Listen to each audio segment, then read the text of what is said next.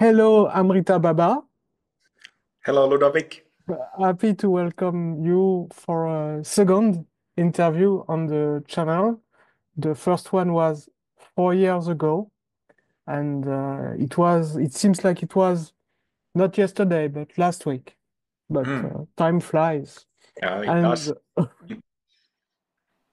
you're the founder of Amrita Mandala, which is a pragmatic, modern lineage of tantric yoga, and it contains practices for lay peoples with families, work, and responsibilities.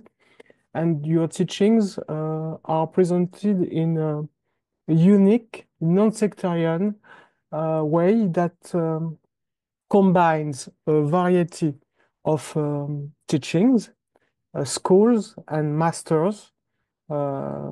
It's a shortcut that I'm saying, but it's what I understand of your way.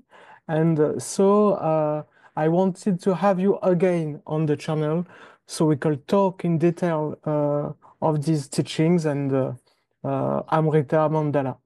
So for my first question, uh, could you provide an overview of the key practices offered by Amrita Mandala, maybe to present and to explain what are these paths and teachings? Okay, okay. Thank you very much for the second invitation. Time definitely does fly by. Um, okay, so, well, there is just like in all spiritual paths, spiritual methods, there are like a varying number of practices, varying number of techniques, which is one thing, and very important thing, of course, when we discuss path to full enlightenment, path to Buddhahood, and especially in the context of Tantra and Dzogchen. Of course, it is also important in the context of Sutra, essential. But I think that something that is as important with practices is the theory of the practice, the theoretical understanding what the path is, and then what is the goal, and then where we are in the beginning. So I think it is absolutely essential to have a good theoretical understanding. In Buddhism, they speak of this as the view. So having a clear view, having a clear understanding of theory. And when it comes to this theory, you know, many mahasiddhas, you know, we mainly in Amrita Mandala, we are kind of non-sectarian because, you know, we practice, for example, Guru Yoga with Buddhist masters, Buddhist mahasiddhas, but we also practice with Hindu mahasiddhas and even Taoist mahasiddhas, Taoist immortals. So in that sense, we are non-sectarian, but our philosophical stance, philosophical view is Buddhist. Mm. So, we have the same concepts like in Mahayana Buddhism, emptiness, compassion, shamatha, vipassana, sutra, tantra, dzogchen, and then just to mention some key concepts, and then we simply apply this view of Buddha Dharma into all practices that we do. Uh, and something that I um, have spent a lot of time studying myself in practice as well as teaching is understanding what Buddhahood actually is and what it is in detail. Mm. So, in the world of Tantra, as you might know, as you probably know, um, you know, it is an esoteric path, esoteric training system, which means that if I used like a simple secular translation for Tantra, I could call it energy work. But this energy work isn't just some random energy work, but it necessarily has to have lots of details, lots of finesse. And why is that? This is because awakening, enlightenment, awakening experiences, and that take us to the goal of full enlightenment, Buddhahood, they happen where? They happen in our subtle body or subtle bodies, in our energetics. Usually or often when Buddhist meditation or meditation in general is discussed, it is said that it affects the mind.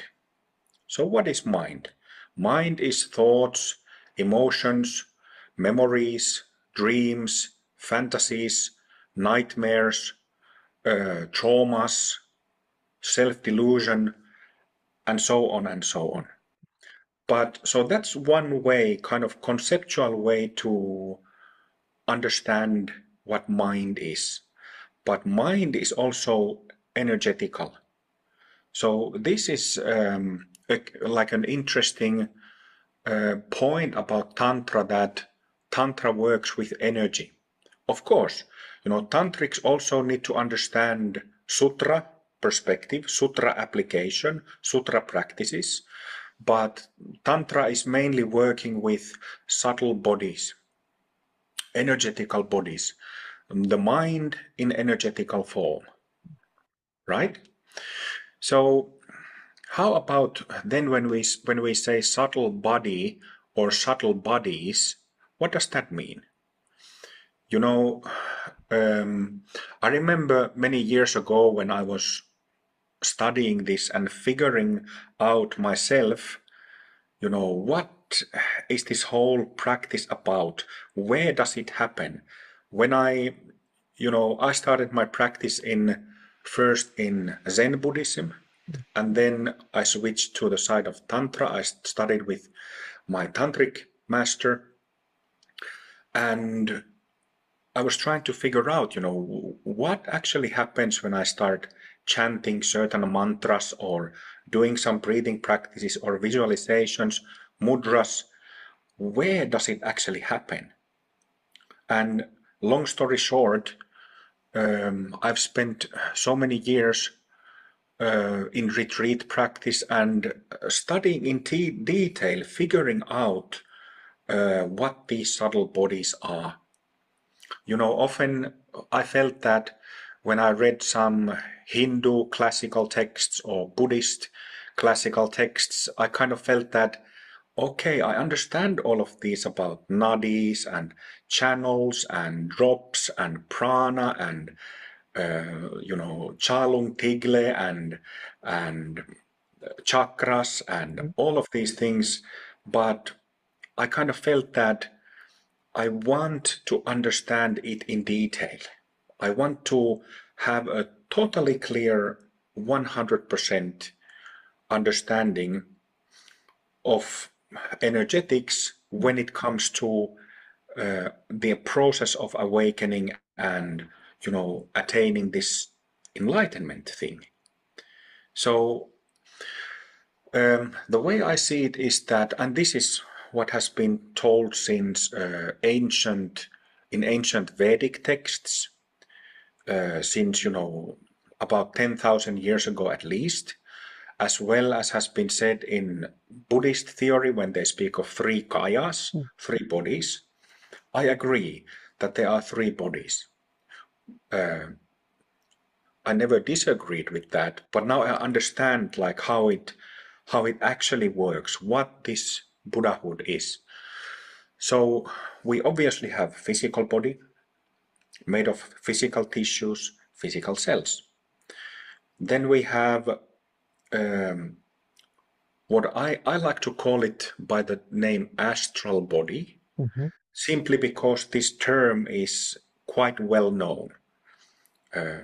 So astral body, which is in the shape of the physical body, it doesn't extend outside the physical body, astral body. And astral body is the grosser of the subtle bodies. But astral body is the first one of our subtle bodies, and very important part when it comes to enlightenment. You cannot, if we really talk about Buddhahood, we cannot kind of subside or ignore the astral body. Whatever you call it, you cannot ignore it, because it stores selfishness. In Buddhism we discuss 3 poisons or 5 poisons. So selfishness is stored there, but most importantly, trauma, psychological trauma, is stored mainly in the astral body. So astral body is one of those subtle bodies. And the second one, the subtler of the two, is what I call by the name, again because it's commonly known, causal body. Causal body. And causal body is also inside the physical body. We are talking, if we talk of astral channels, they are kind of, if we think in terms of music, we have bass, if we think of a piano, grand piano, it has bass notes on the left hand side and then higher notes on the right hand side. So astral body is kind of like bass notes. Their frequency range is lower, and then causal body, higher notes, higher frequencies. And in both subtle bodies, we have their own channel systems. So in causal body, you have nadi channels inside the body, but it also expands outside the body and creates the aura, the auric field. And also auric field contains or connects with this very tall, very long vertical pillar. So it extends, it's about the width of human body. It's like your own shoulders. So it extends downwards from the pelvic floor, about 5-6 meters down, and also from top of the head, from upwards, again 5-6 meters. So there's this long tube or long pillar, and then the aura at the center of it, and then astral body and physical body. So this is the full continuum. And referring back to those classical texts, for example, they speak of, in Hindu systems, they speak of, for example, koshas, different koshas. And with all respect, it just never kind of made sense to me. But I've discovered that this 3-body theory, from ancient Vedic texts, when they speak of 3 dehas, Trideha, and in Buddhism Trikaya, it makes sense. And when we understand that causal body is the subtler of the subtle bodies, astral body is the grosser of the subtle bodies, and then all these 2 subtle bodies are like a continuum with the physical body. So this is like a basic understanding, basic theory of what we use in Amrita Mandala. And then we simply apply different practices, different techniques to sort it out. And the way how this relates to the paths, in Amrita Mandala we have the path of wisdom and clarity, which is the method clearing out the causal body.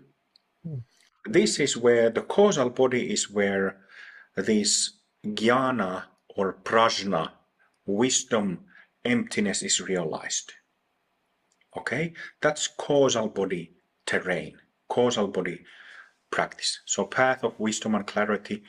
And then we call the practices and the method for clearing out the astral body the path of healing and light.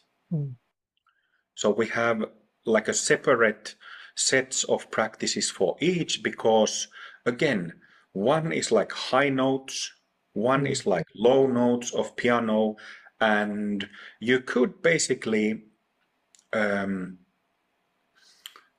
use just one set of practices and over time cover both subtle bodies and attain Buddhahood. But it would take a lot of time. It would take like many decades of really committed practice, and that's why we have two sets of practices. Actually, we have three sets of practices. The website hasn't been updated in a while, I think. And the third path we have is the path of health and great bliss, which are the physical practices. I have taught all these physical practices with an emphasis of recognizing basic nature, or physical practices together combined with tantric elements such as mantras. I've taught them for years, but I just recently gave that path a name, like a third path. And to elaborate on maybe the more common one in the Buddhist world, wisdom and clarity, can you just explain the different stages or different practices that we can find in this?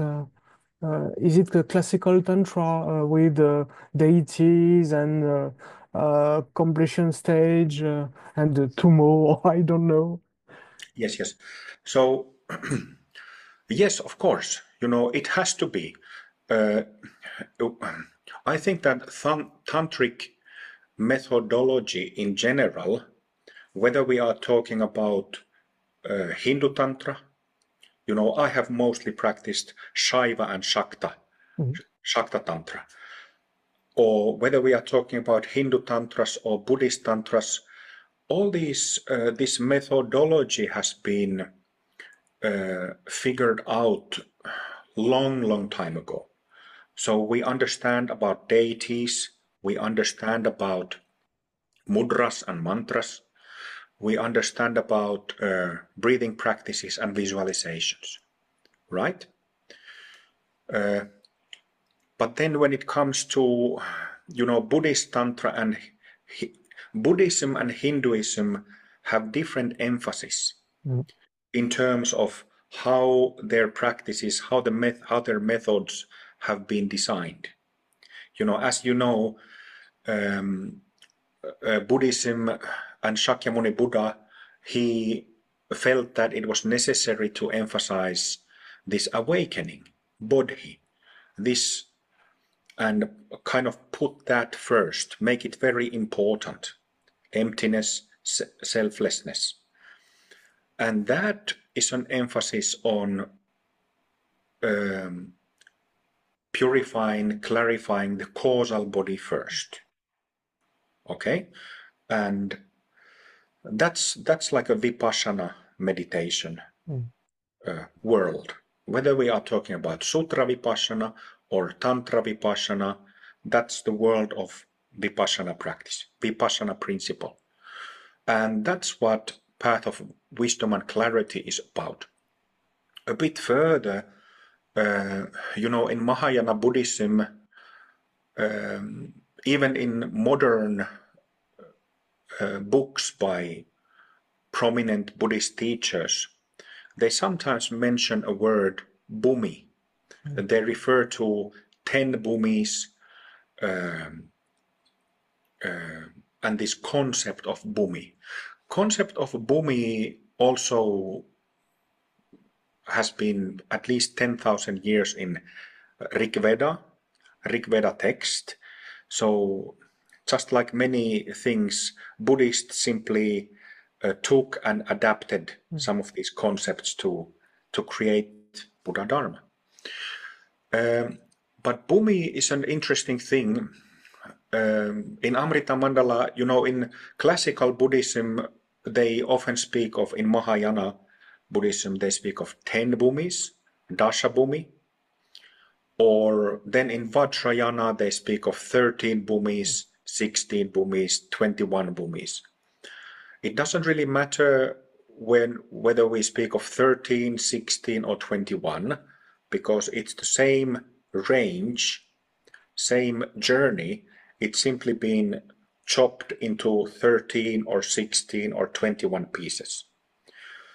But when it comes to wisdom and emptiness, prana, prajna, pragya, and sunyata, then it is about causal body, transforming causal body and returning the whole nadi system, like you can see here around Guru Rinpoche, in its pure diamond-like state.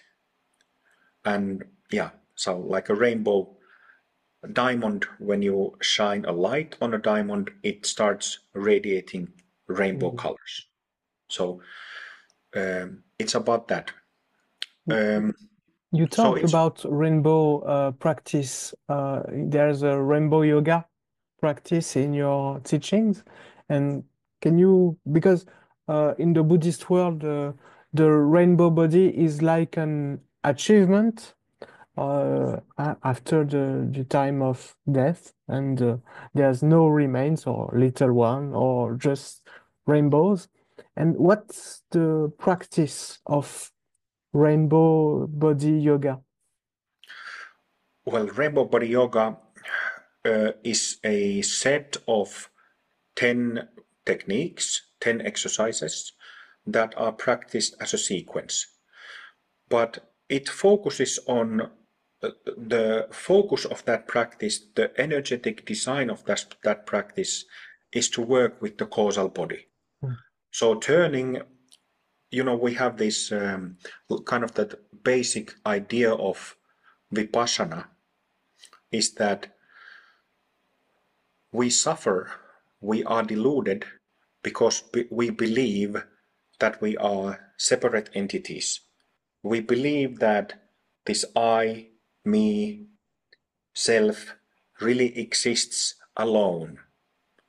And this separates us from anything we have outside and creates conflict, creates duality, dualistic positioning inside us, right? So the basic idea of Buddha Dharma is that you find that sense of self, you find that sense of I, me. You know, we think about in terms of me and you, self and other, all day long, every day, isn't it? So the basic idea in Vipassana is that you kind of, when that happens, you pay attention to what that I is and where it is located in the body, in the head, where it is felt. And when you discover where it is, then you start becoming aware of it. And when you start becoming aware of it, you see through it.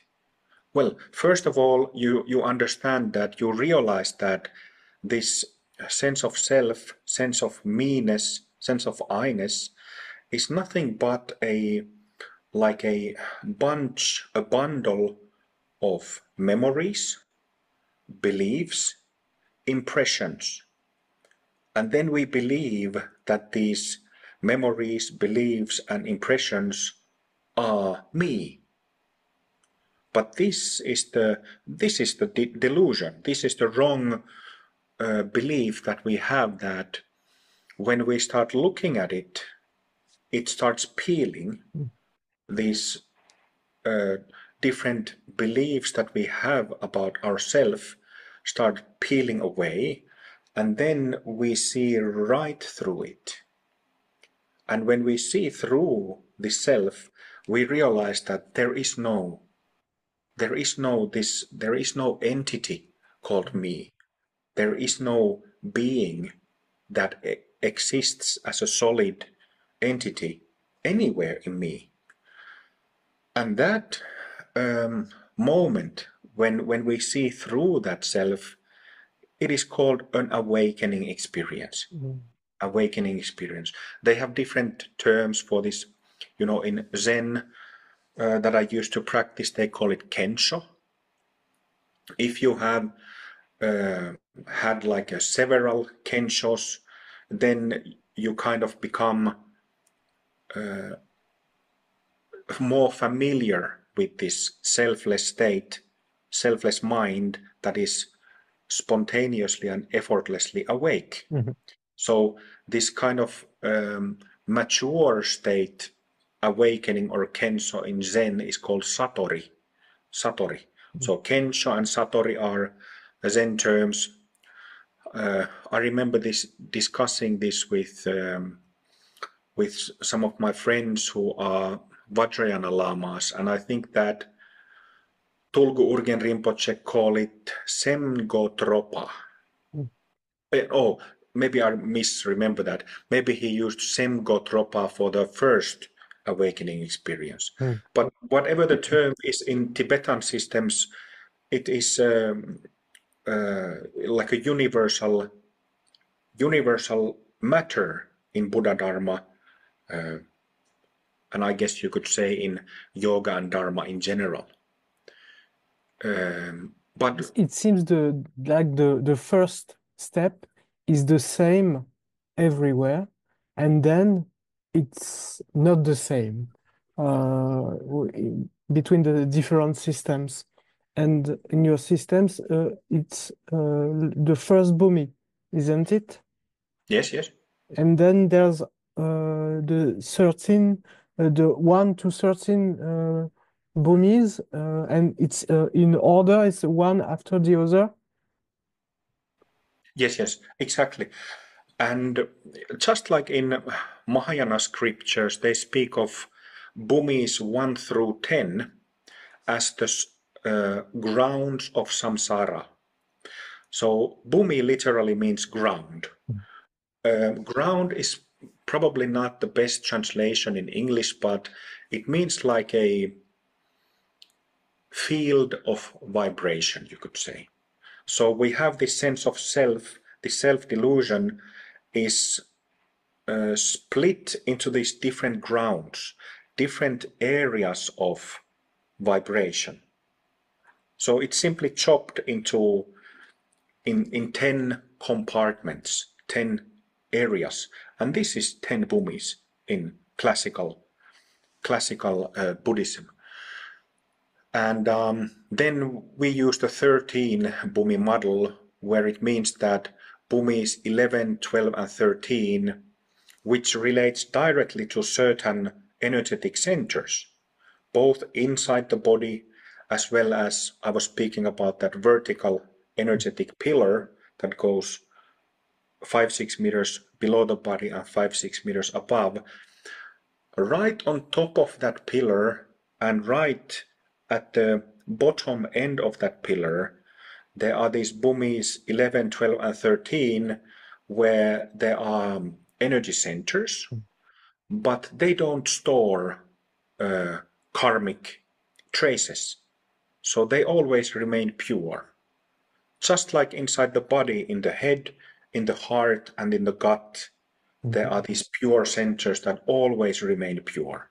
This understanding is both in Taoism. In Taoism, they speak of dantians, 3 dantians inside the body, and I've also been given this same 3 dantian teachings by one Chokchen master.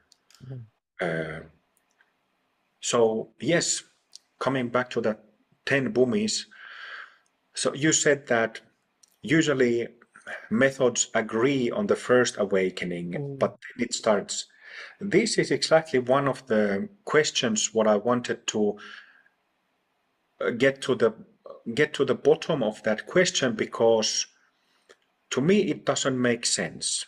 You know, whether it's somebody looking like me, somebody looking like you, somebody who is Indian, German, Chinese, living right now, or if it's man, woman, child, old person 300 years ago or 300 years from now.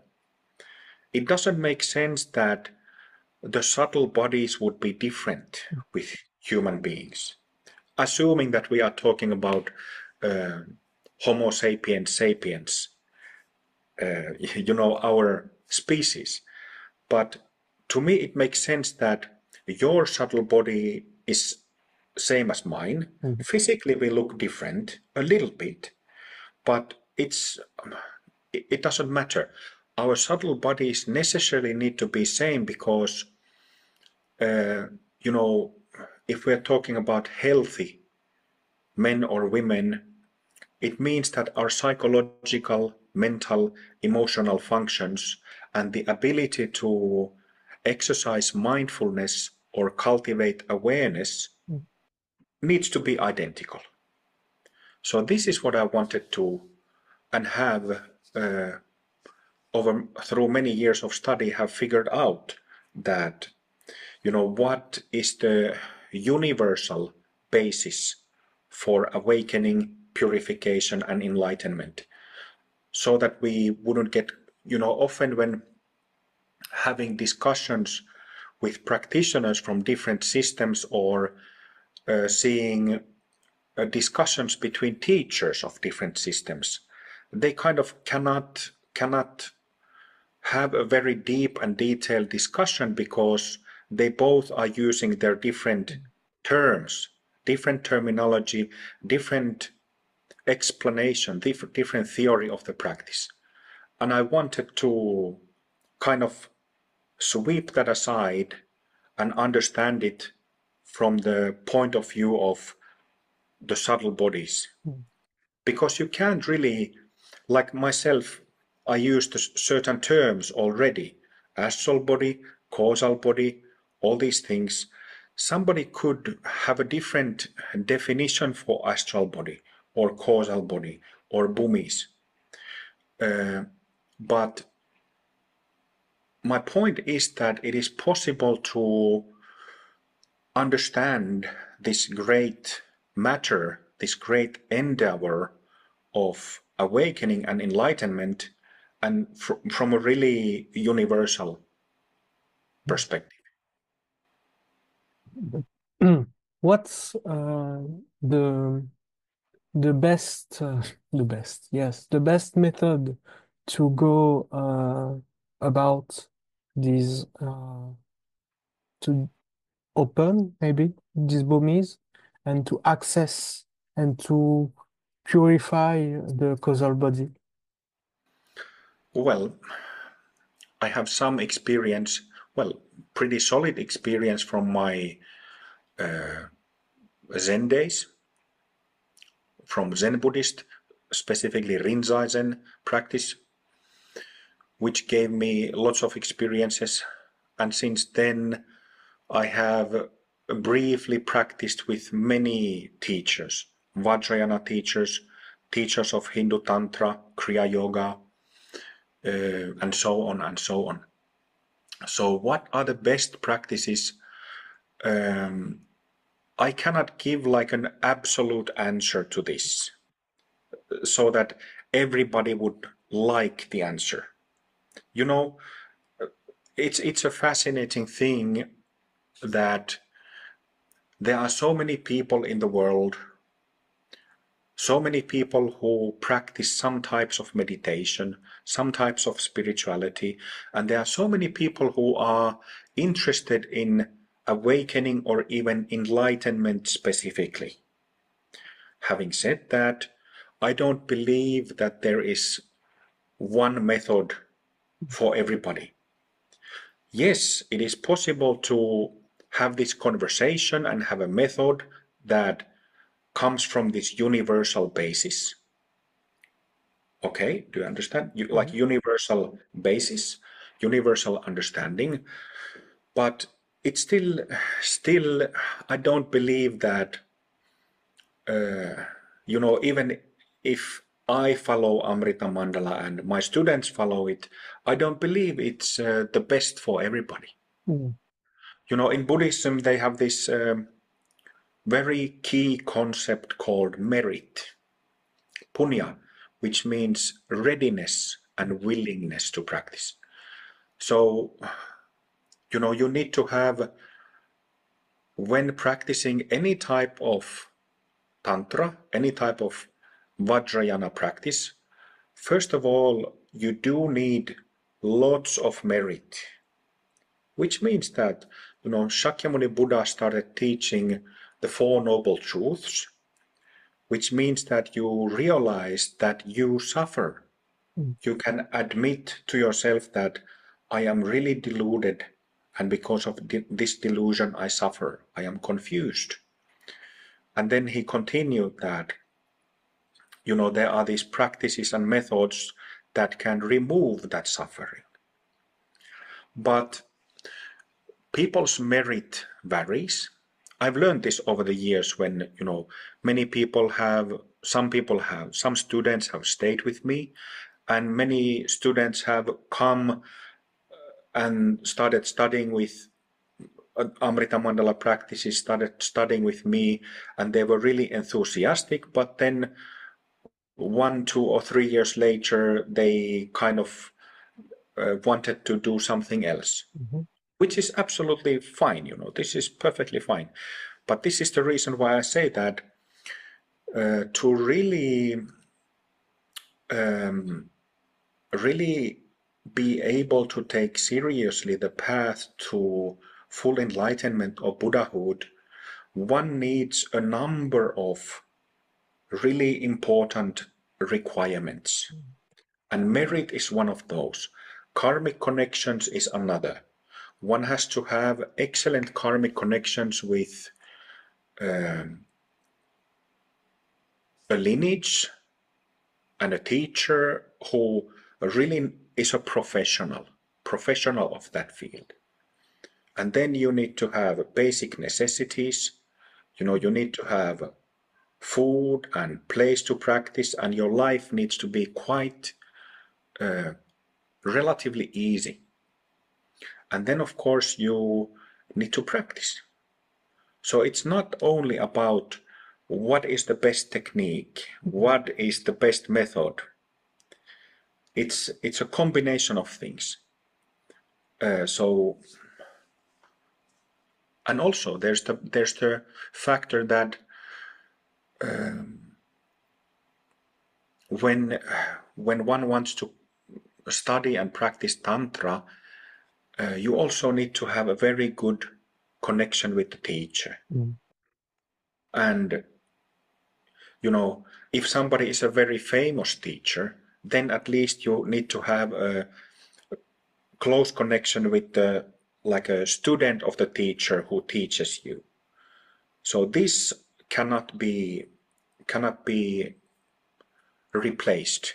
You need to have a one-on-one learning connection with a teacher, or like a teacher who represents a master. Yeah. There's one technique that you use in this path that is quite original or quite rare. It's the dynamic concentration one, the shouting practice. Yeah, And sure. it's in Dzogchen, we know the home pet, but it's one time, sometimes, but it's not systematic. And in your practice, it's kind of the foundation, not the foundation, but an important element. Can you elaborate on this practice? Yes. So coming back to your question about practices that we use in Amrita Mandala to return the self-based existence to emptiness of phenomena, or selflessness in common terms, we use the two-part formula to have the first awakening experience, to open the first bhumi here from behind the eyes. And the reason why I'm pointing behind my eyes is because I've done this a number of times over the years of teaching, that when I've taught this practice and I have people sitting in the room And I asked them that if you have to point your finger to where yourself is, where this I is, eventually they will point towards the center of their head, behind the eyes. So it's not in the heart, it's not in the throat, it's not down there in the body, it's not on the crown, but it's behind the eyes at the center of the head. So we have the so-called two-part formula to pop that, to shoot that dictator down from that throne. So, but that's just the first Bhumi, and then from Bhumi 2 onwards we have this. You could practice Sutra Vipassana, like is done by in many Buddhist methods. But in our system, Sutra Vipassana is like a supplementary practice. So we mainly practice tantric Vipassana, which means that we have Guru mantras, which means inviting blessings of mahasiddha gurus. We have deities. On the path of wisdom and clarity, we have maybe 24 deities. Some of them are peaceful deities. They are healing deities, and most of them are wrathful deities. But so we have different mantras, guru mantras, deity mantras. And just for this one, because maybe the listeners won't know what it is, the deities or the protectors. And it's a question that everybody that interests in this question can have. What are these deities? Are they a real phenomenon, or is this an aspect of ourselves? That's very good. You already gave me the answer, because they are aspects of our own true nature, our own Buddha nature, true nature. They are pure aspects of our true nature. And when I say aspect, sometimes I have this little jewel here. So it's, if you look at the whole thing, you could say that this jewel is a symbol for causal body, for example. But if we have a deity like Avalokiteshvara, for example, which is one of the main deities in Mahayana Buddhism, in Vajrayana Buddhism, you could say that we know that Avalokiteshvara is the embodiment of pure compassion, right? And compassion, you could say, is like in terms of quality, it's like a number of these. This jewel has been, it has many facets, it has many sides, right? So you could say that Avalokiteshvara represents like a number of facets. But then we have, for example, White Tara. Again, it's like a feminine aspect of Avalokiteshvara. Feminine means that it's a little bit sweeter, little bit richer, little bit gentler. Okay? Then we have, for example, Vajrasattva, which is the clarity aspect, the transparency of a diamond, which is very important. Vajrasattva and Prajnaparamita in our teachings are the main deities of that 11th Bhumi. 11th Bhumi. Then we have Saraswati, Vajradhara. Then we have specific aspects of Guru Rinpoche and Yeshe Chogyal in Kunzang Gyalpo and Dechen Gyalmo, who are like Guru Rinpoche in the form of a king, and Yeshe Chogyal in the form of a queen. And then, for example, wrathful deities, we have Dorje Drelo, which is Guru Rinpoche's wrathful emanation, holding a dagger. standing on a fierce tiger, flames all around, and so on and so on. And But yes, is their role? The protectors or the deities or the all this what in a pragmatic view, how is the role of using these aspects? that is an excellent question. So, with peaceful deities, with all deities, so if we look at our minds, which relates to the subtle body, and in this case, the causal body, this sense of self or meanness is spread around the causal body in the countless channels. There are these small recordings of it. And then because pranic energy keeps flowing through the causal body, we have these thoughts in the mind, and when we have one thought, then we might associate to some other thought, then we remember something and something else, and then we have a thought. It keeps going on like this, as you know. And then when we work with deities, it means that, when we are thinking of causal body, we are discussing maybe roughly 100,000 channels.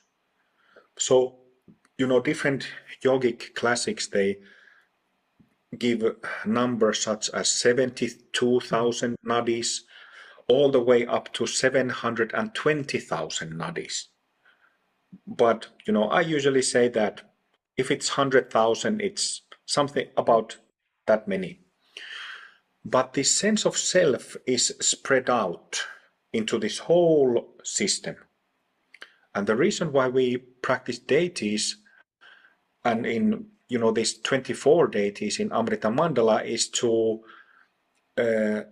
access that self-delusion in all of its expressions, so that this delusion can be released from this whole subtle body.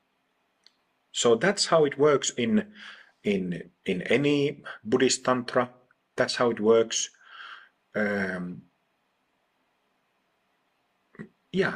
So we are coming back to this jewel.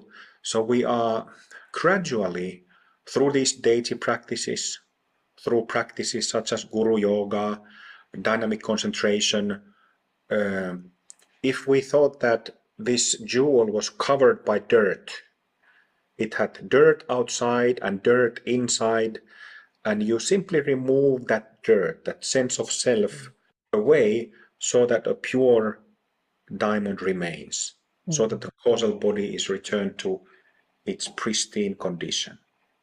So this is how Tantra works in general.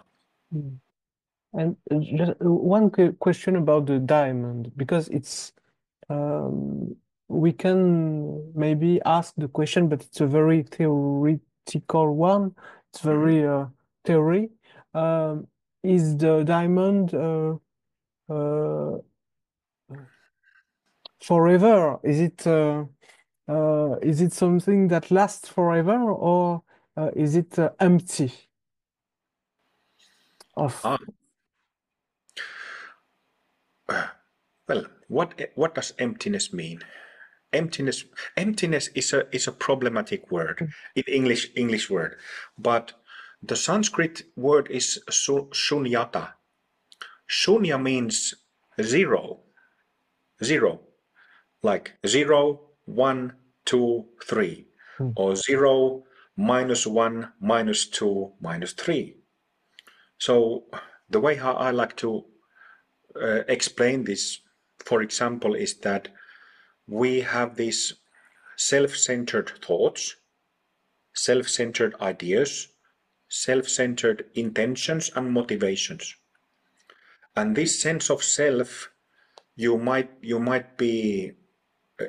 be negatively charged. There might be some gross selfishness there, or there might be some you might be thinking about something like spoiled positive thoughts. So they are not selfless, they are not sincere in that sense, but kind of selfish, but having a different form. So whether you have negative or positive thoughts, and you have a problem with both because there is this sense of self in those thoughts, you remove that sense of self in either and return to zero. So you don't remain charged one way or the other. You don't stay stuck with whatever thought content you're having. You return to zero. And in that zero, there is no lasting self, no lasting persona. But this is actually, well, it's just a side comment, but a Buddhist master and a lineage that is very dear to me, very beloved to me, is the Jonang lineage. Masters like Dolpopa and Taranatha. This teaching also appears in Nyingma, in Longchenpa's expression. I think that the third Karmapa also expressed this, but Shakyamuni Buddha turned the wheel of Dharma 3 times. So first time he gave basic teachings, second time he gave the teaching of emptiness and compassion, but there is a third stage after emptiness and compassion, which is the Buddha nature, Tathagata Garbha teachings. And this is interesting because most people think that Buddhism, Mahayana Buddhism, is all about emptiness and compassion. It's all about wisdom. But that's actually only the second turning. After that comes this true self-teaching. And true self, if I say that those 2 words to a Buddhist, they will get mad. But this is an exact quote from Dolpopa. He spoke about true self. So this is like an interesting how it relates to the 2 subtle bodies. Because in the causal body, you realize selflessness, emptiness of all phenomena. You return the self-charge into zero. But then when we start working with the astral body, then we start working with this, remember, this sense of self, this small deluded self, has already been released. It is no longer. And then after that, what then? Do you remain as a selfless being? Yes, but you also exist. You also have personality. You also have your own personal experiences, whether they have been bad, good or bad, traumatizing or healthy. You have all that.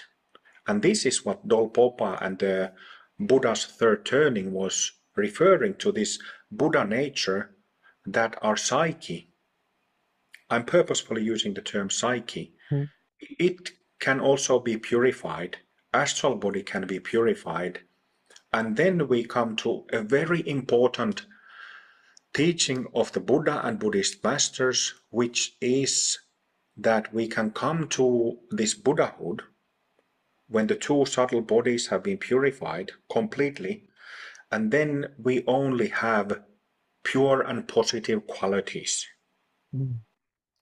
Yes, is it the path of healing and light?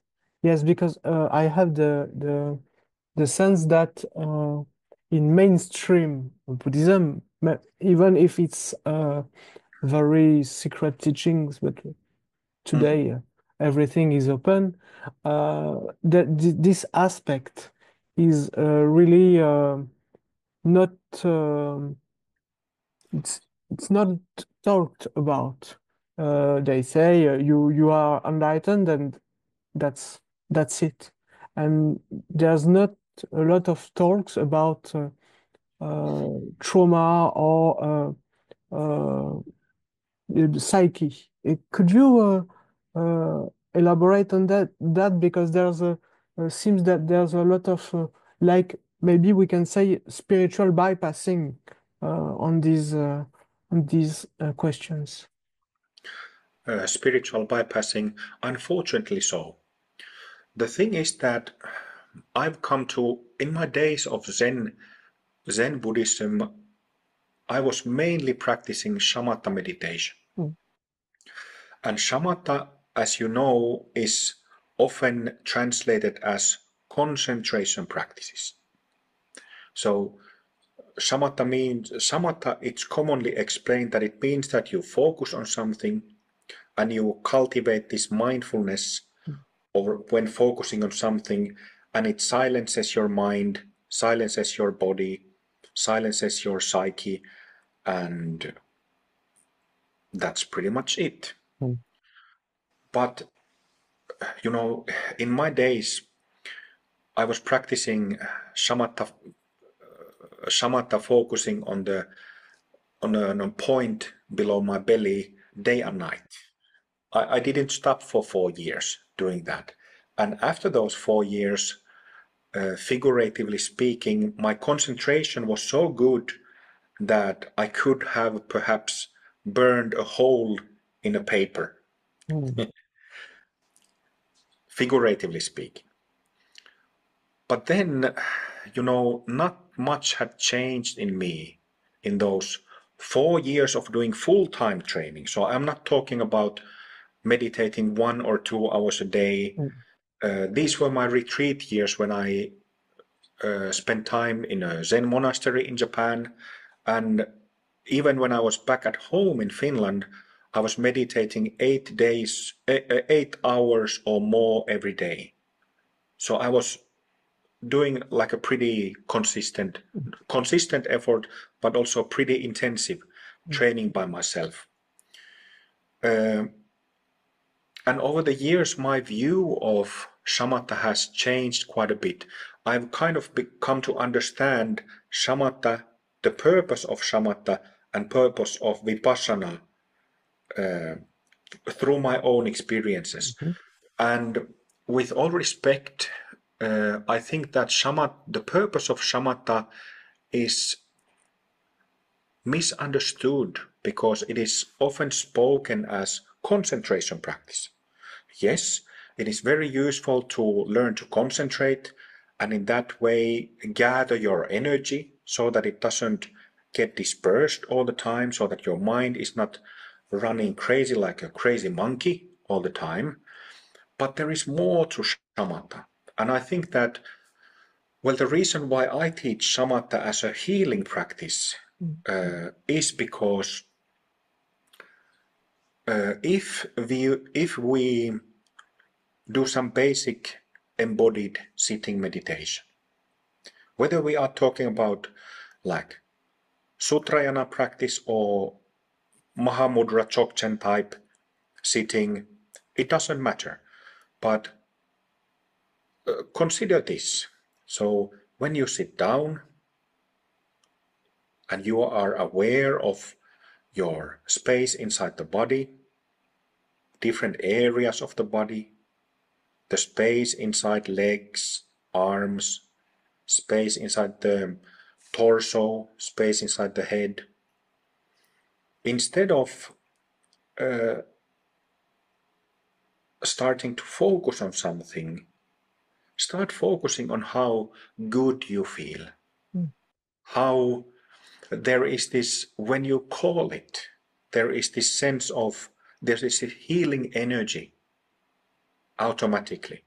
You know, what is beautiful about the human organism is that it has the ability to heal itself. You know, if we cut with a knife to our finger and blood comes out, the body knows how to heal itself.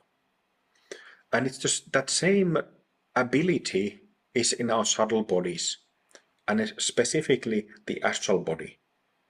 Like I said previously, you know, it is the astral body that stores psychological traumas. so psychic injuries. And I think that, just like you said, that this is not discussed, healing is not emphasized in most of Buddhism. As far as I know, in most lineages, this isn't much emphasized.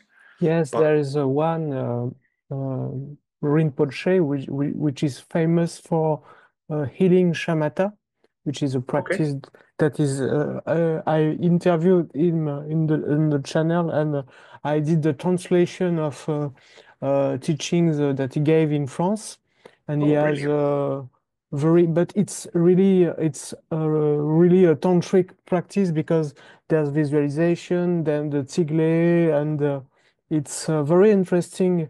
And so it's the only one I know that Okay, okay.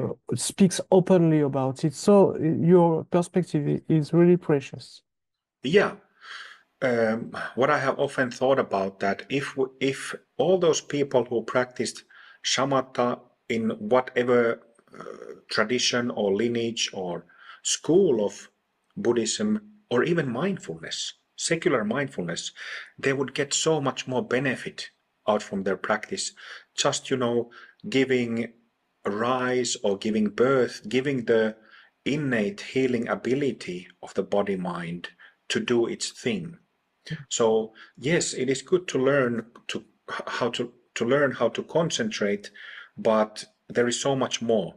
And one reason why this is my conclusion is because we have seen so many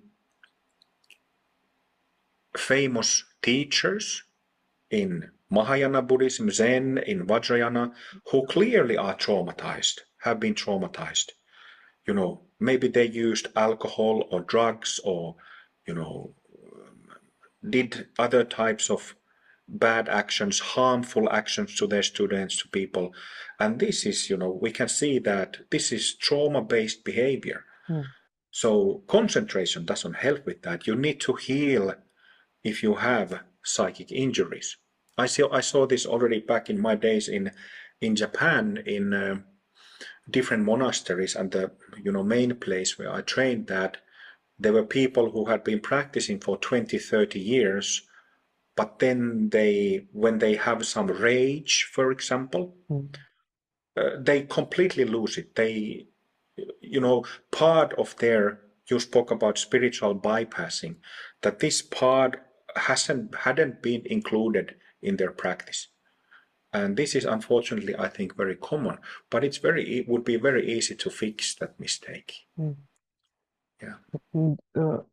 There's two paths on three, but here we just talked about the two first, and uh, one should start with the wisdom and clarity or with the healing one.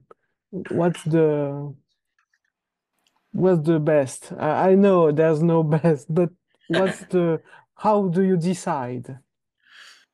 Well, my recommendation is in Amrita Mandala, we have like fixed set of practices for both subtle bodies, for both paths. So I don't give like a do this, don't do that kind of advice. My advice would be to try both. And especially, we have the so-called trauma specials. I've taught these trauma special sessions. There's 5 or 6 sessions that I've taught, giving really basic but really effective trauma healing practices. This can all be found from YouTube, the Mm. trauma specials from Amrita Mandala channel. And my recommendation would be to, do those trauma specials, find out if you have trauma. Some might already know that they have seen psychotherapists and they have a diagnosis. I have complex trauma, developmental trauma. So in that case, definitely go to trauma specials and follow the instructions there. Do those practices as many times as necessary until there is no effect anymore.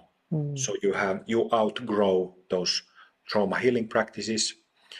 Alternatively, if somebody is really wants to, is really interested, has heard or read about awakening, non-dualism, awakening as it's discussed in Vipassana, in Mahamudra, in Dzogchen, then path of wisdom and clarity, two-part formula, and then all these practices that we have.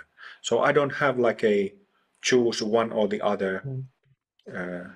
Kind of get a taste first and then decide what do you want to finish first. But the thing is that you have to finish both eventually.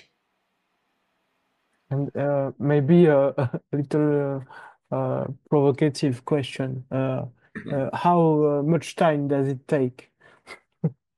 Maybe Oh, it's not the good attitude, but it's just for the sake of the question. Uh, how much time does it take to finish the two parts? two paths. Okay. Well,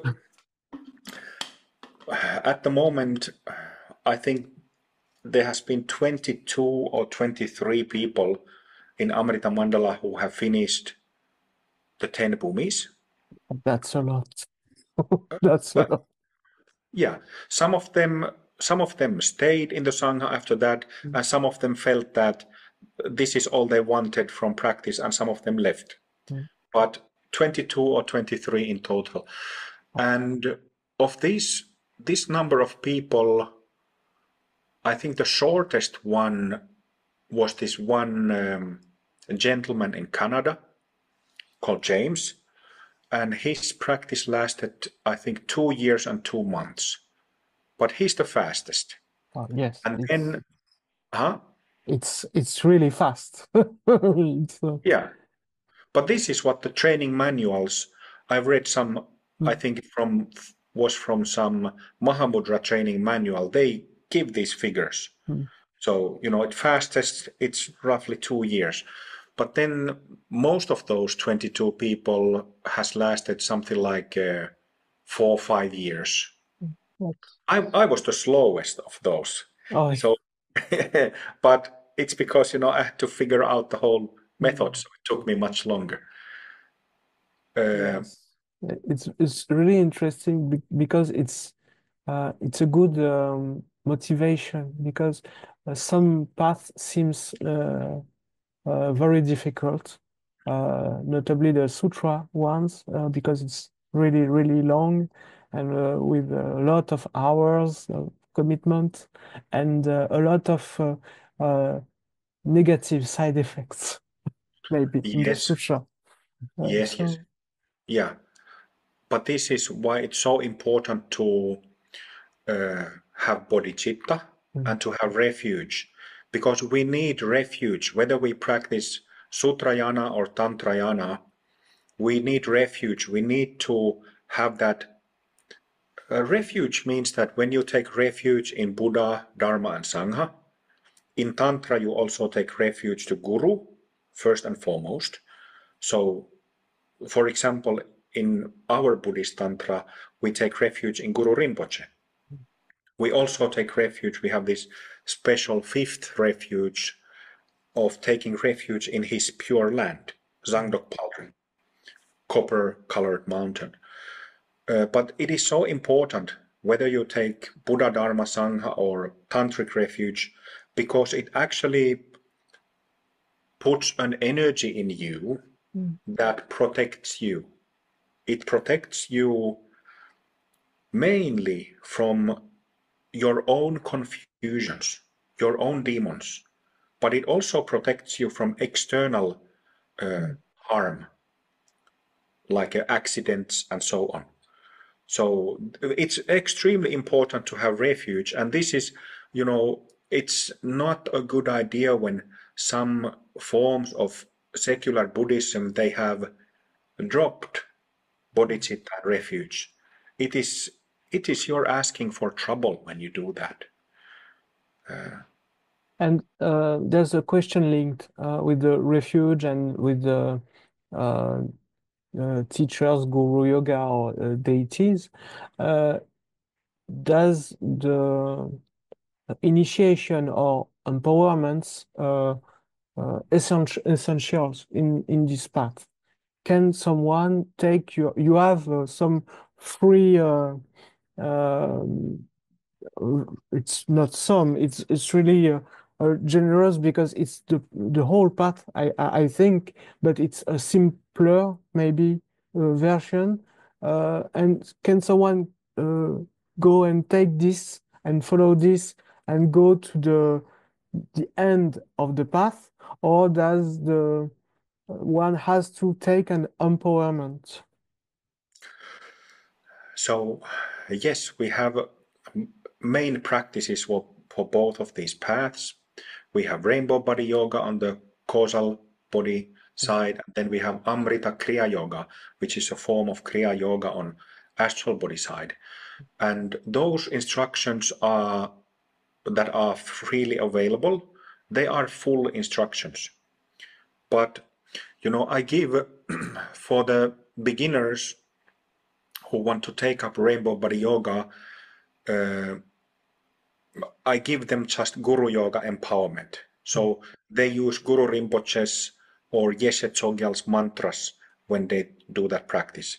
And then after 2 years, when students show that they are serious about it, and when they have shown that they are sincere, they want to support our practice community, then they are given the deity empowerment, the first 12 deities. But to answer your question, I don't know if it's possible to go all the way to the whole path without empowerment. Theoretically, I don't see a problem there, but nobody has done it yet. So I don't know.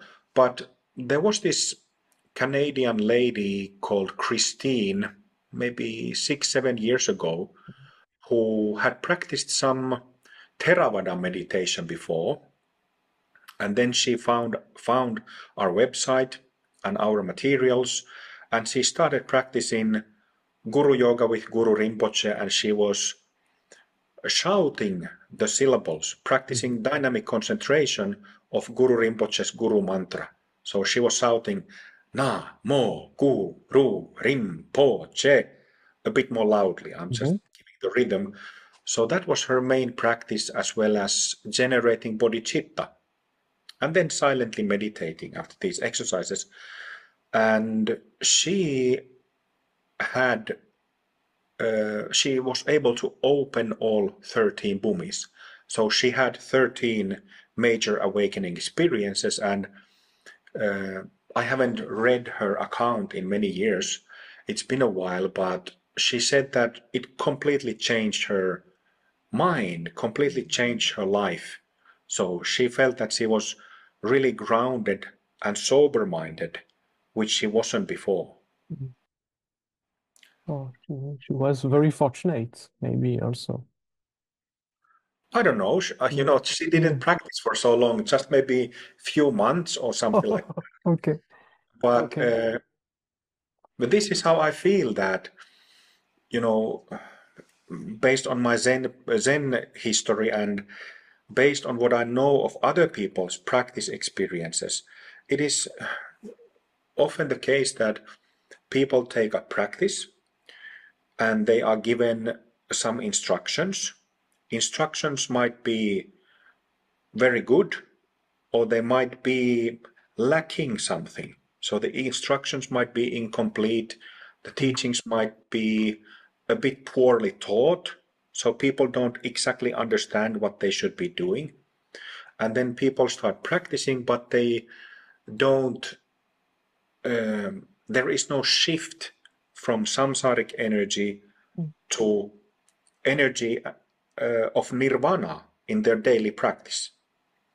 So I think it should be that whether we practice 10 or 15 minutes, or if we practice 2 hours, we always should, whatever the practice is, to make our energy, make our mind shift. If that doesn't happen, then something is wrong, and that needs to be fixed, because then it might go 5 years, 10 years, 15, 20 years without much change in your mind. So I think that Dharma practice needs to give a fresh experience, a fresh view every day of practice. Uh, we talk about the practices, and there's a kind of practice that you teach, but it's not the only one. It's the non-meditation. We can call it the Dzogchen meditation or the do nothing meditation, maybe, or just remaining in the natural state. And some traditions seems to say that, some teachers, that it's the only real practice, and that every other practices can be detrimental to our contact with our natural state, because we are manipulating stuff. So it's bad. And what's your take on that? Because it's uh, in my view, it's a misunderstanding of the practice. But what's your take on this? That view that practices are problematic or detrimental, this view has never been taught by great mahasiddhas. Never. So that kind of already gives a clear answer. There is a reason why mahasiddhas, they praise practices, praise deities, praise their gurus, and hold their gurus on pedestal, because they have received so many blessings and so much help. But if somebody is stubborn with this view that practices are bad and gurus are bad, what can you do? If, again, we were talking about merit, readiness and willingness.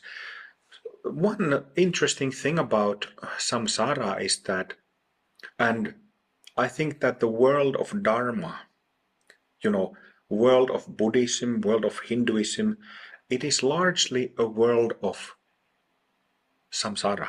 That there is so much delusion and mistakes and problems there.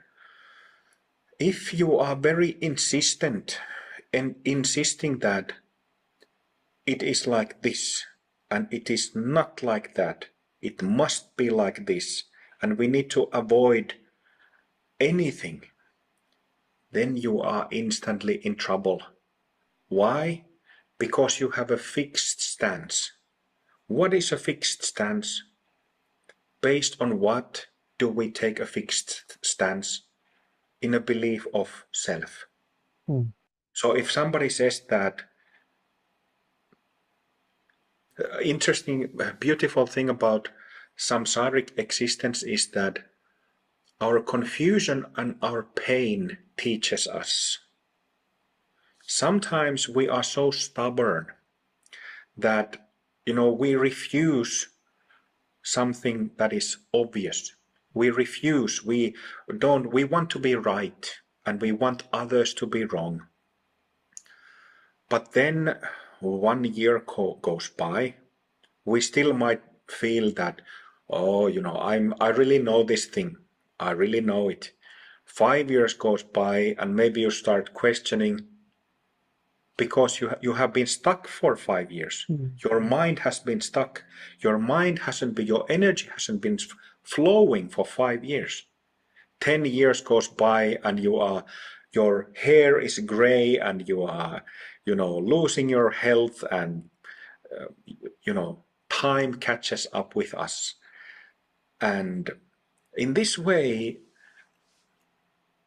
sometimes we learn the hard way, and it might take a long time for us to realize what is obvious. But this is how merit eventually comes, over lifetimes. Yes. And to talk about another side of practices, because in classical tantras there are a lot of very complex practices with uh, different kind of different sects of Tumo or 6 or 10 yogas, and it can be quite time consuming, you can say, because it's a lot of preliminaries, a lot of recitation, and a lot of time focusing on very subtle visualizations and feelings Mm. and heat generation and drops and all the stuff. And I have the sense that in your approach, it's simpler. And as a lazy person, I how do you manage to to come with these simpler practices that are efficient? Because it seems too good to be true. Oh, yes. Well, first of all, no authentic yoga or dharma practice is based on belief. This is what Shakyamuni Buddha told us, and often people ignore this completely. But he said that you must analyze everything. You must analyze and pay attention, be aware of your own reactions, but also your own judgments. And whatever we are dealing with external world, whether it is about some practice or some method or some teacher or another teacher, we need to keep analyzing. We need to keep thinking and contemplating. This is unfortunately often when people,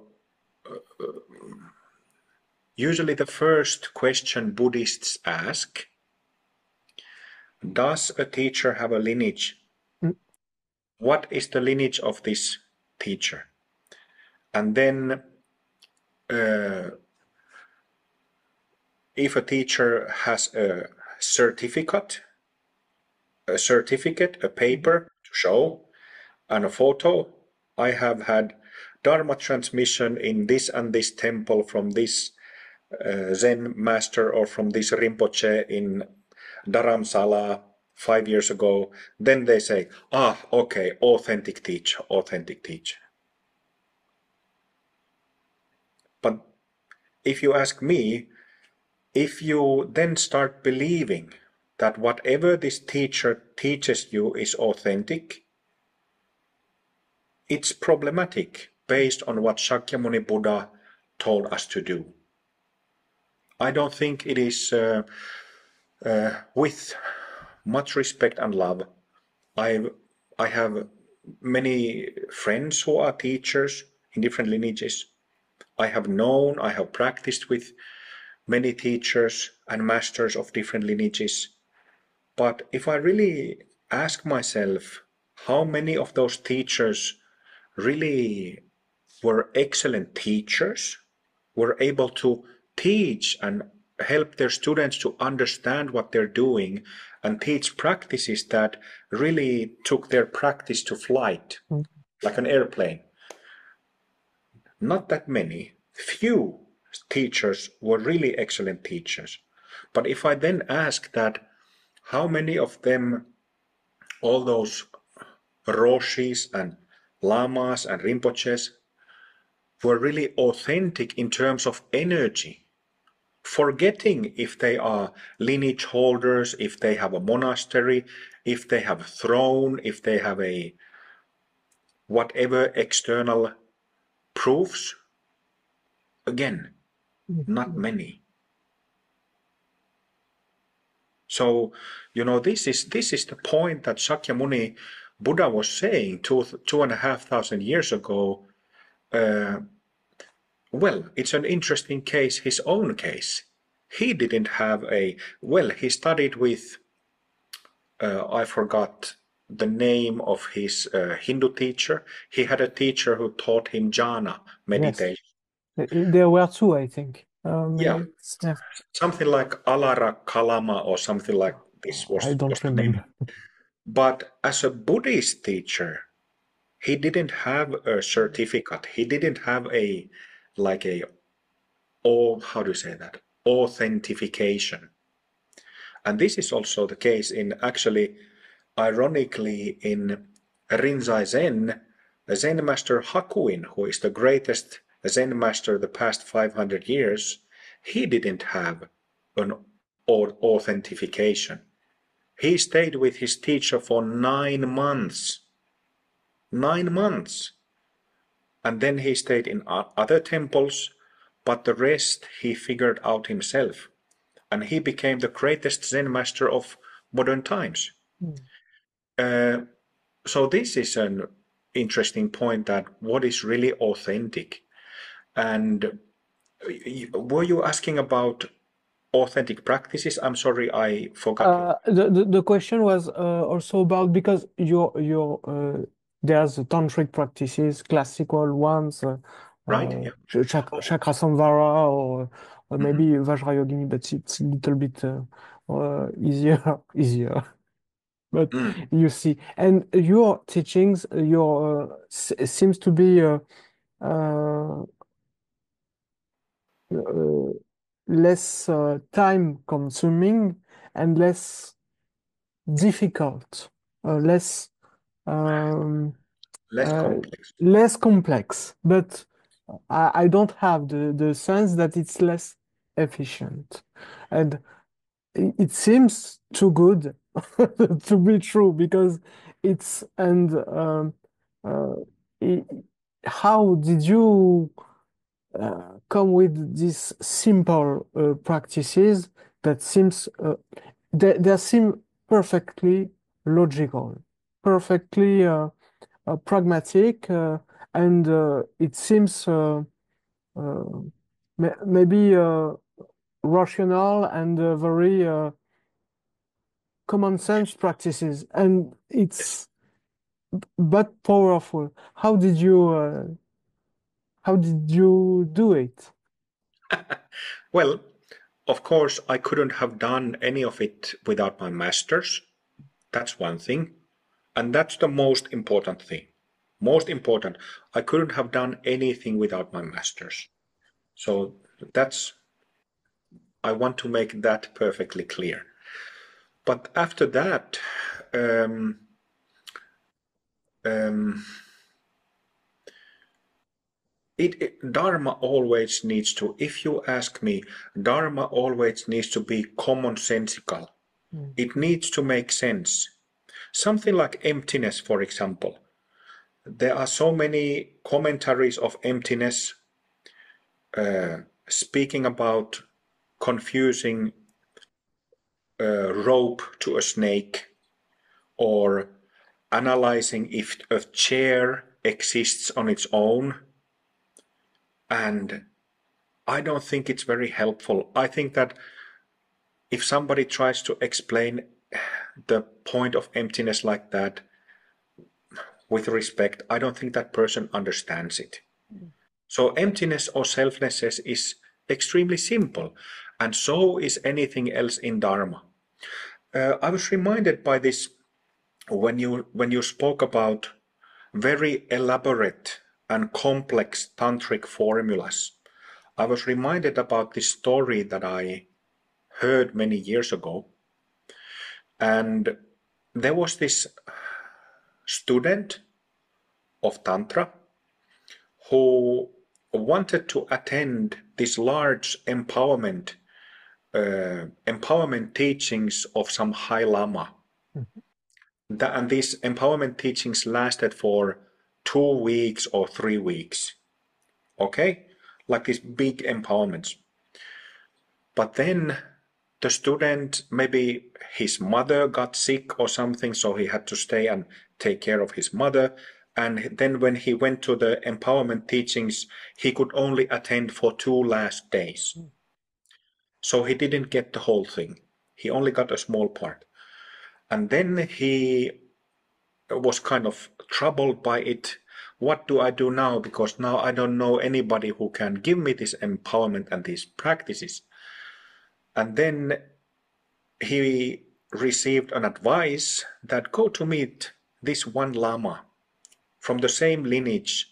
Go to meet this one Lama and request that empowerment. And he went to see the Lama. He requested sincerely that, please Lama, can you please give me these teachings, this empowerment? And the Lama said, of course. And then they first had tea, maybe had a piece of candy or something. And then the Lama said, I will give you now the empowerment. And the young student started thinking that, what? Just this will take 2 or 3 weeks. And we just start like this. We didn't prepare an altar. We didn't prepare tormas. We didn't prepare any of these things. I'm not even wearing my robe now. What's going to happen? And the Lama gave the same empowerments in 15 minutes without anything lacking. And that was it.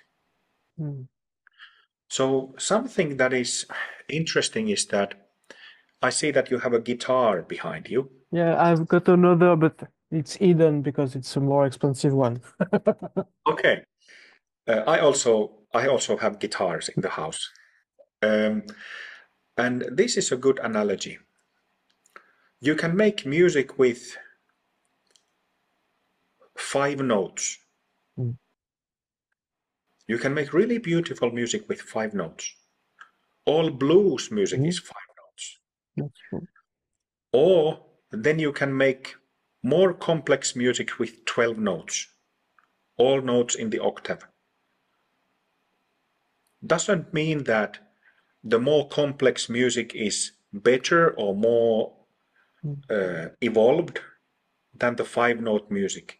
Both are music, and you can make great music with both. So if one understands the underlying principles, the 3 kayas, the practice principles of samatha and vipassana, bodhicitta, refuge, dedication of merit, all these things, then you don't need to, you can just say, may all beings be free. May all beings be free. May all beings be free. One sentence bodhicitta prayer, instead of having to read 5 pages of bodhicitta prayer. This is the principle. That's how Amrita Mandala is a bit different. And I've got a question. If someone wants to start, and maybe it's someone with a background or no background, what's the first step if he sees this interview and he says, "Oh, I want to put my first step on this path." What should he do, or he or she? Well,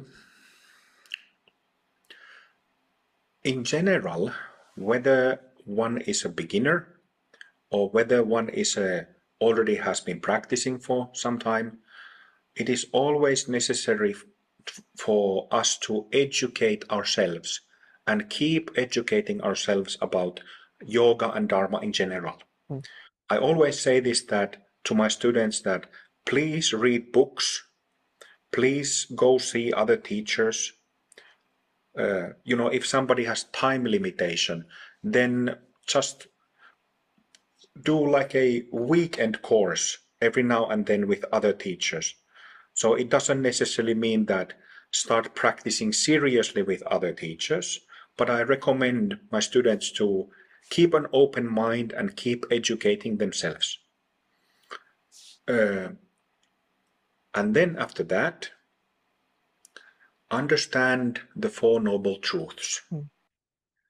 And through understanding 4 Noble Truths, suffering and the way out of suffering or confusion, then understand your motivation for practice.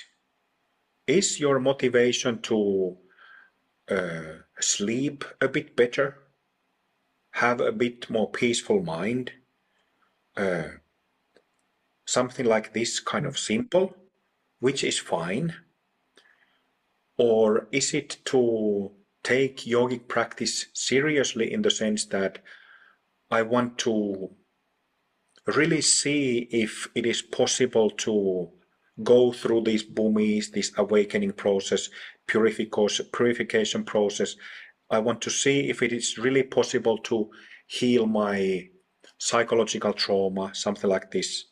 Or then somebody might be from the start, might be have the, how do you say, highest motivation to attain Buddhahood, full enlightenment for the benefit of others.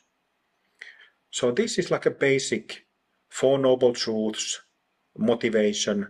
Know why you practice. And then when you know why you practice, start practicing. We have lots of material online. We have, like we discussed, our main practices, Rainbow Body Yoga and Amrita Kriya Yoga, are freely available. Anybody is welcome to try those practices. And then if after maybe 1 month of trying, after 2 months of trying, then it's good to ask yourself, is this really something that I want to do? Is this really something that seems to work? And then if it works, if that's something you want to do, just keep doing it. And, we have retreats almost every month. Nowadays we have all the retreats, training sessions are online, and some retreats are also in person, live retreats. So if you want to follow this path, start joining retreats. Start practicing together with myself and other Sangha members.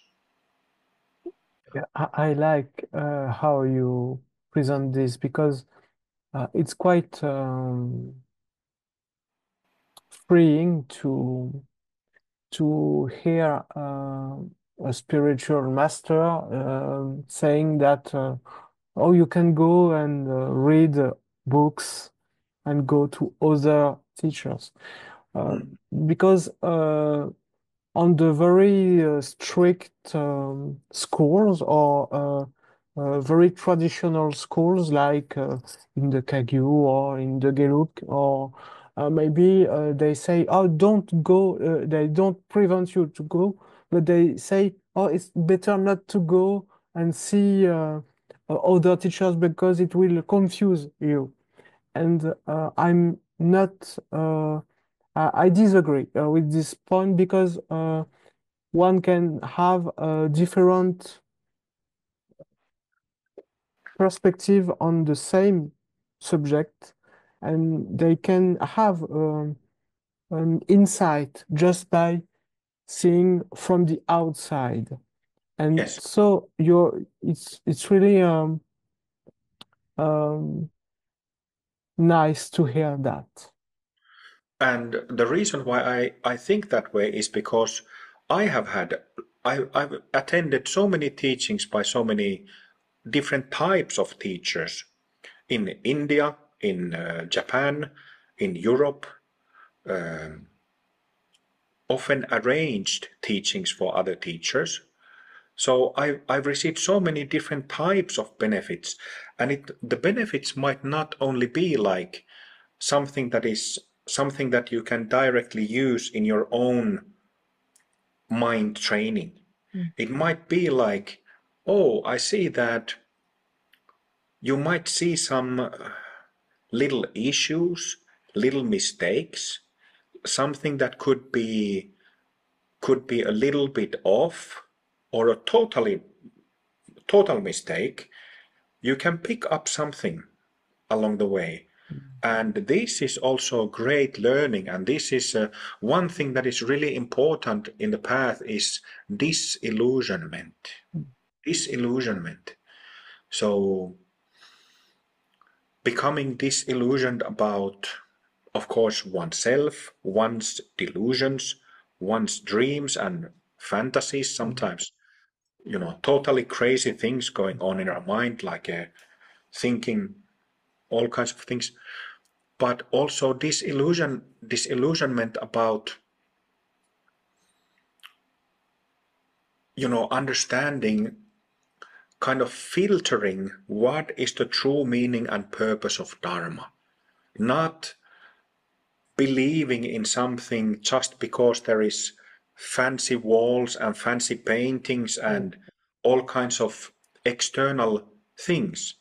I love those things. I love paintings and decoration and all that, but that is just art. That is art. And so disillusionment is very important, becoming disillusioned about different kinds of things so that you come to understand what Dharma is really about. For the last part of the interview, could you talk a little about the bliss aspect? I think you talked about a third path, which Yes. bliss. And can you talk about, a little bit about this? It seems very interesting. Very happy to. Well, so we have the third path of the path of health and great bliss, which in Amrita Mandala means mostly refers to physical practices, but also practices that, when we have purified causal body, astral body, and then physical, we join the physical body as a continuum of the three bodies to attain or realize the so-called light body or rainbow body. So physical body, there are two different interpretations of this. I just recently heard a head Kagyu Lama, who I respect greatly, very, very, very nice Lama, realized Lama.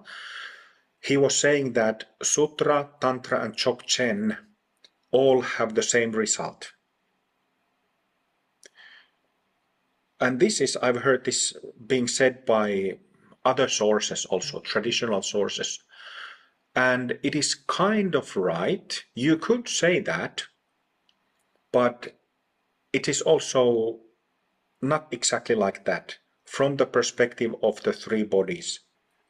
So it is fine, our karmic causes, all karmic causes are in the two subtle bodies.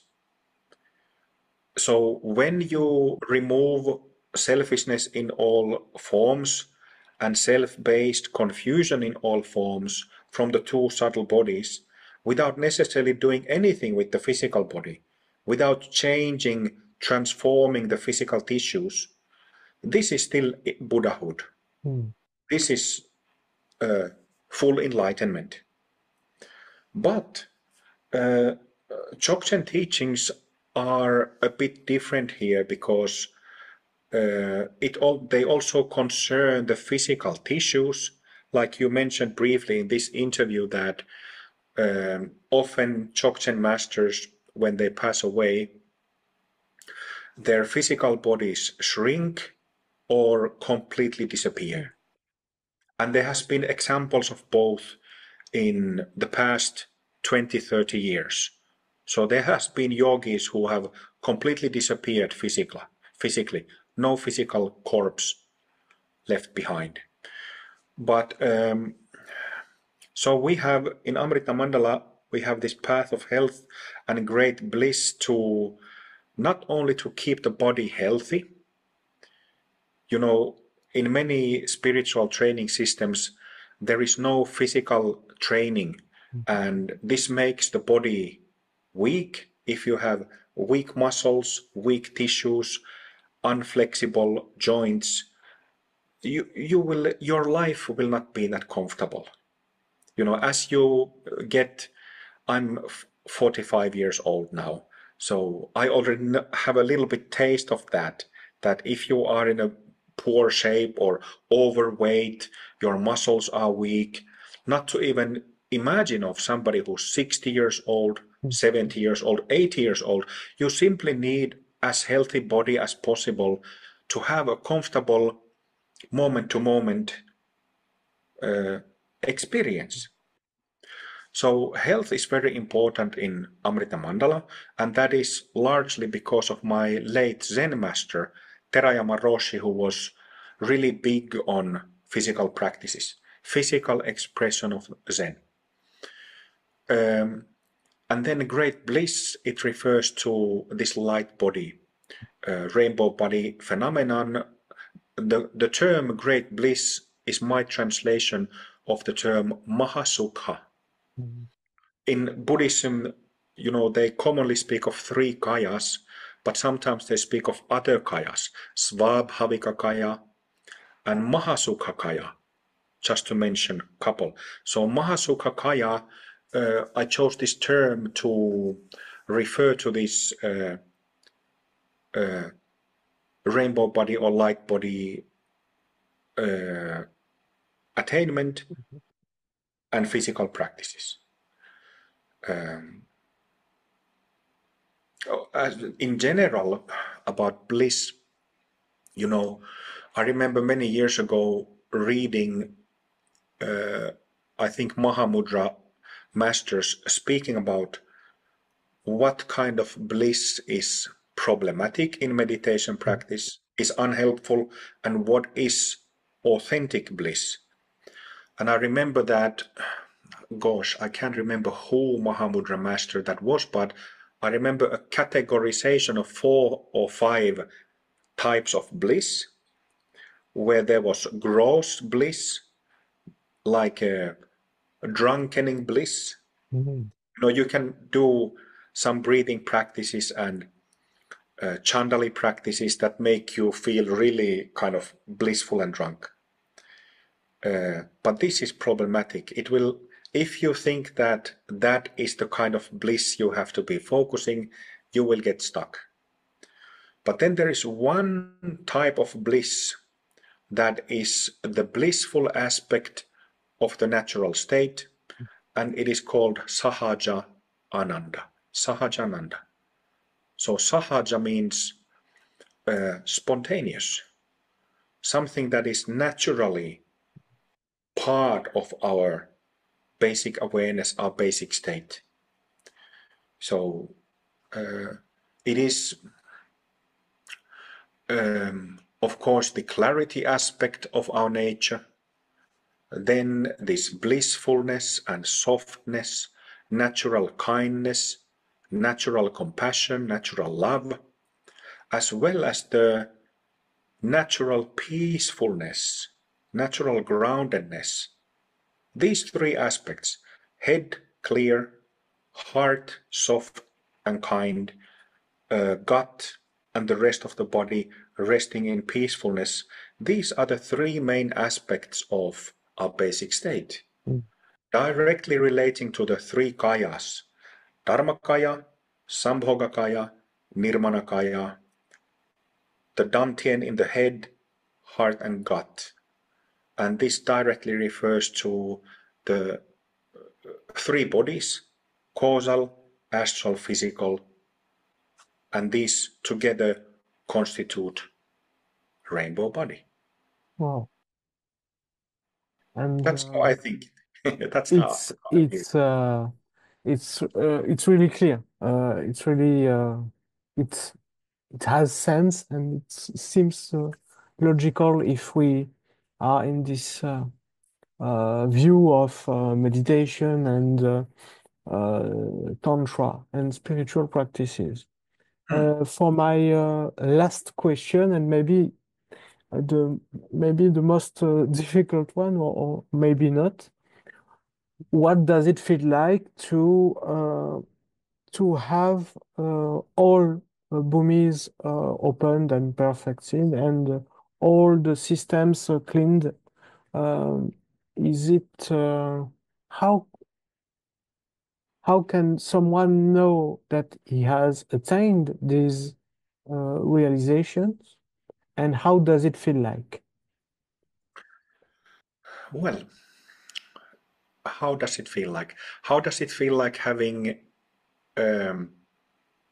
clear mind and sober head all the time? How does it feel like? It's not a special experience. It's simply, you know, the gift of a realization of emptiness is that we believe in this sense of self. We believe in it and we are invested in it.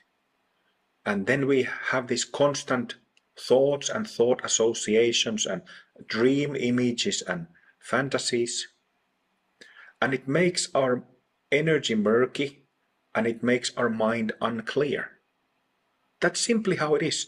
You cannot have a self-based existence and have a clear mind. You cannot have that.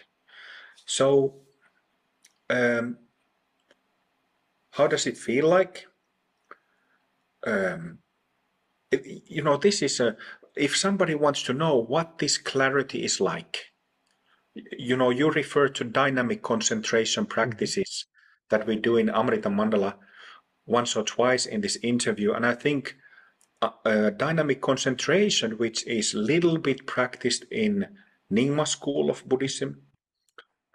I spoke with one of my good friends, is Lama John Hogue, who is the first Duchamp Rinpoche's close disciple and translator. And we've spoken about this, among other things, with him. And he suspects that in the early days of Nyingma and Chokchen, they used to do rhythmical shouting. Not just shout once or twice, hung pets, but shout 300, 500, 1,000 times, like we do in Amrita Mandala. So a very easy way to get a taste of this clarity versus unclarity of mind, maybe do a little practice. Can I demonstrate this a little bit? Yes, please. So I will just choose a simple mantra. Namo Guru Rinpoche. So a very simple mantra of Guru Rinpoche's. Namo Guru Rinpoche. And I will shout these syllables, let's say half a minute, which is very short actually, but I'll just demonstrate for you to get some sense how it is done. In your home practice, if you want to try this, shout those syllables for 2 minutes, 3 minutes, or 5 minutes with a very relaxed body, relaxed mind. Don't do this. It is not an angry practice. It is a very relaxed, kind of like a professional boxer. They are very relaxed, but when they punch, it is sharp. So like that. So it needs to be very relaxed, because if you are kind of trying to be angry, it is counterproductive. It is not helpful. So in your home practice, you can do this 2 minutes, 3 minutes, 5 minutes, and after that, just sit in a relaxed way. So I will shout the syllables for half a minute.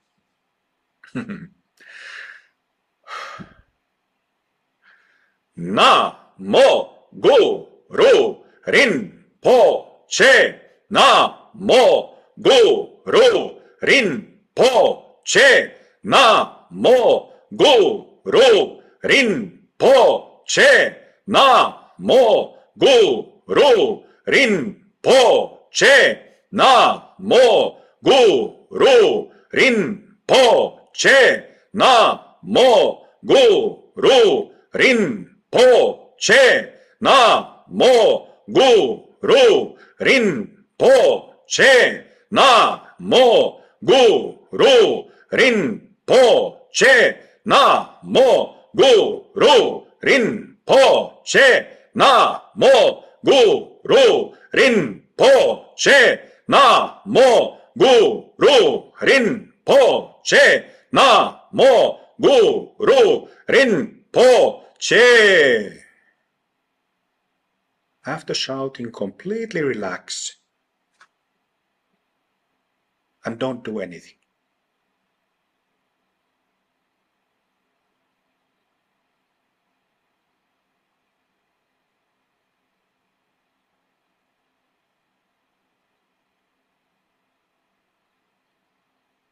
Just sit for a while, not doing anything, not doing anything.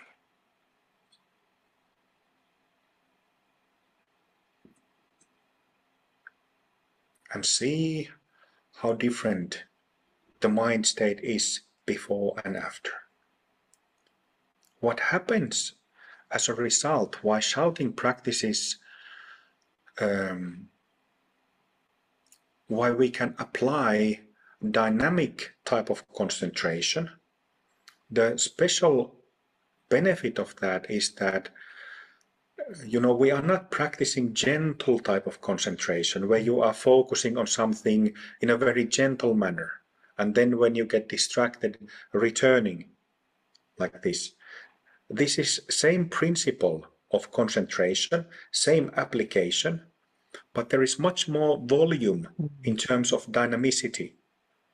And then we express that dynamicity through voice. And what happens consequentially, we could also, sometimes our Sangha members, they have a problem. My wife and my children are already sleeping. How do I shout then? It You was can my shout. question. Yes, I also do this, but when my spouse, when she goes to sleep, usually quite early, and our dog and cat, I also have this problem, and then I shout like this.